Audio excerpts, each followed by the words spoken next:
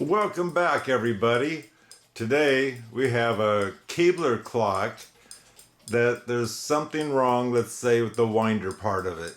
So we're going to take the winder apart and see how it's made, and maybe we can figure out what's wrong with it. Don't forget to subscribe because it's free, and let's get into this thing. So this is the type of the Keebler I'm working on. It's called the Lovebird clock. This is the spring and the winder that we're going to take apart. And by the looks of it, I'm going to have to get that off. I'm going to try to disconnect this spring off of there, but so far I haven't had luck on doing that. But we'll check that out. Anyway, what's going on with this spring is this here piece of metal. Let's get you a little bit closer and take a look at it.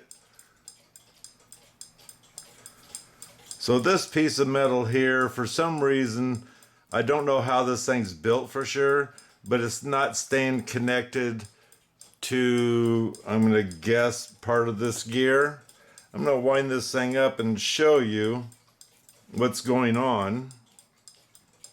Put that on there. I got to hold this gear here. Move this stuff out of the way. So here, you can hear it clicking. It's holding. It's holding. It's holding, kinda. There we go. See how the keys just wanting to take off? It's almost like there's teeth or something in here that holds this here into place. And so, in so many words, there's no way you can wind this thing up and wind it up to its full potential.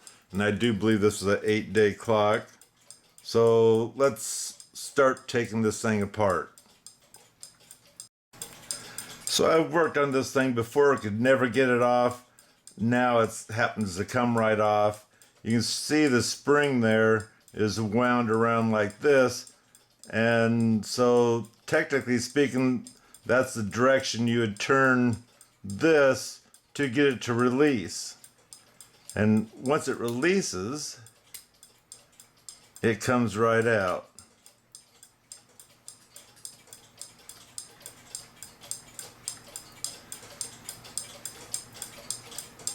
So by the looks of it, I need to push this through so this will come out and possibly this thing will come apart. Now this one, each one of these are the clicker that holds this thing together, I guess we'll say, and makes it work. But like I say, something's wrong right here on this piece of metal.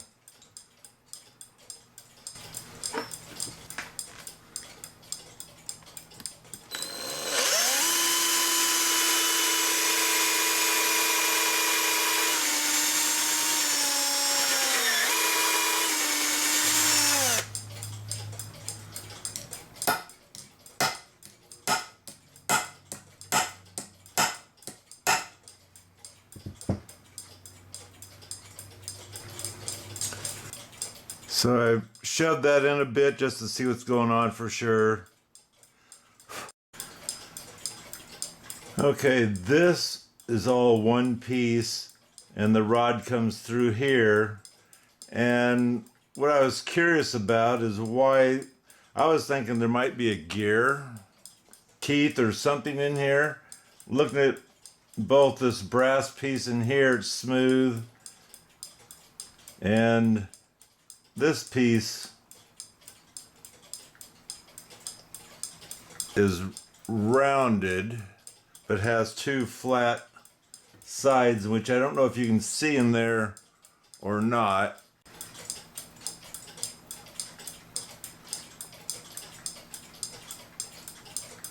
So I'm gonna get better lighting on there. It's so hard to get lighting in here just right.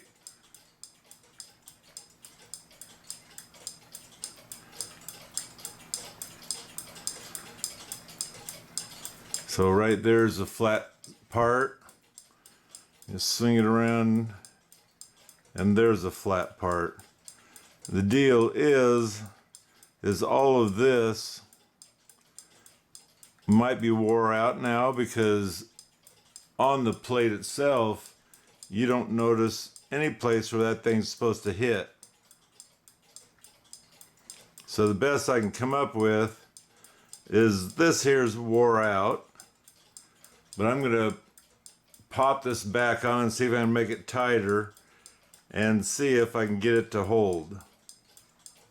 Because like I say, I don't see, unless it's wore out, anything on these brass pieces that show me where it's supposed to hold on to it. But as you can see, this is a clicker. Clicker just rides on here.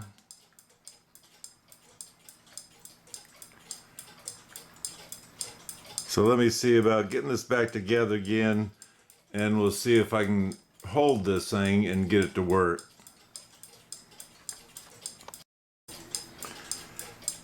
Where I had the hole in the 2x4, I set this down on it, and I carefully smacked this down to shove that on, and hopefully got it shoved on tight enough that this is gonna hold.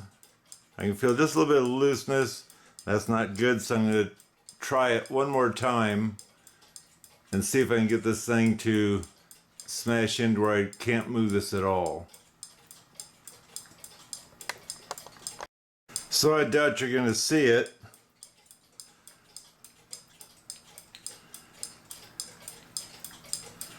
You might. You can see it move just a little bit. And so I'm going to say it more than likely is not a success. There's, technically speaking, that much of a spring tension on there, even though there is, let's just say, quite a bit for this little gear here. But I think that because this plate here is wore out, it doesn't have anything to hold on to the winder, I'm going to say this is shot. I'll probably go ahead and put it in the clock just to see if I can get this to wind up, but I have a feeling it's still going to do the same thing. So you can wind this thing, so you don't want to get too tight, but the deal is now I shouldn't be able to make it go backwards. And there we go, it's going backwards.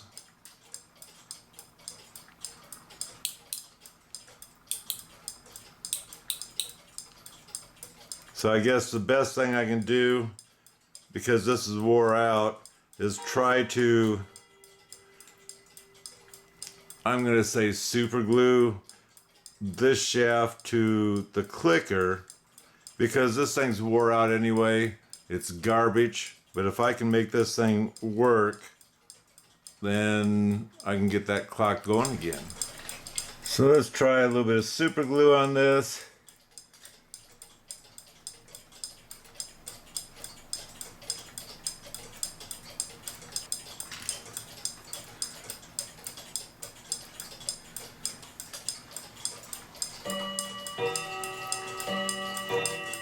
And hope it doesn't go down and start welding onto this gear here.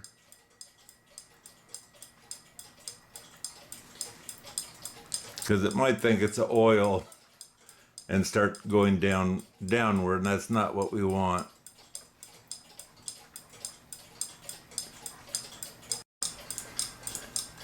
So this didn't work. You can hold this and wind it a little bit, and then come back and it just slips. So unless I can come up with something different, this here plate is, or the whole spring is shot. This plate here,